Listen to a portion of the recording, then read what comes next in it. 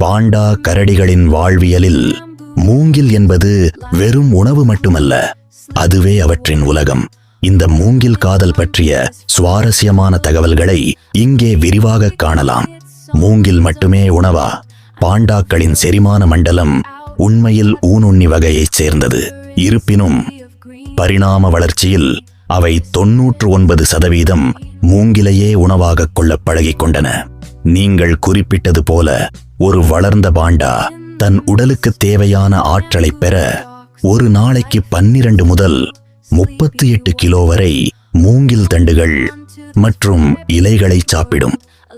மூங்கிலில் சத்துக்கள் மிக குறைவு என்பதால் ஒரு நாளைக்கு சுமார் 12 முதல் 16 மணி நேரம் வரை அவை சாப்பிடுவதிலேயே நேரத்தை செலவிடுகின்றன.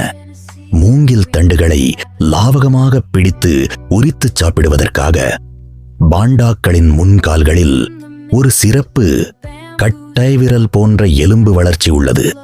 இது மற்ற கரடி இனங்களுக்கு கிடையாது. அதிகப்படியான மூங்கிலை சாப்பிட்டாலும் அதில் கிடைக்கும் ஆற்றல் கலோரிஸ் மிக குறைவு. அதனால் அந்த ஆற்றலை சேமிக்க பாண்டாக்கள் ஒரு நாளைக்கு அதிக நேரம் தூங்கியோ அல்லது அமைதியாக அமர்ந்தோ நேரத்தை கழிக்கின்றன. காடுகளில் வாழும் பாண்டாக்கள் ஒரே இடத்தில் இருப்பதில்லை.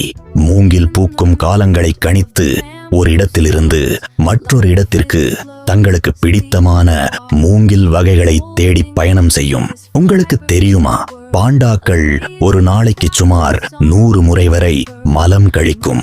இது அவை உட்கொள்ளும் அதிகப்படியான நார்ச்சத்துள்ள மூங்கிலே அதற்கு காரணம். பாண்டாக்களின் இந்த அசைக்க முடியாத மூங்கில் காதல்தான் அவற்றை உலகின் மிகவும் அழகான மற்றும் தனித்துவமான விலங்குகளில் ஒன்றாக மாற்றியுள்ளது.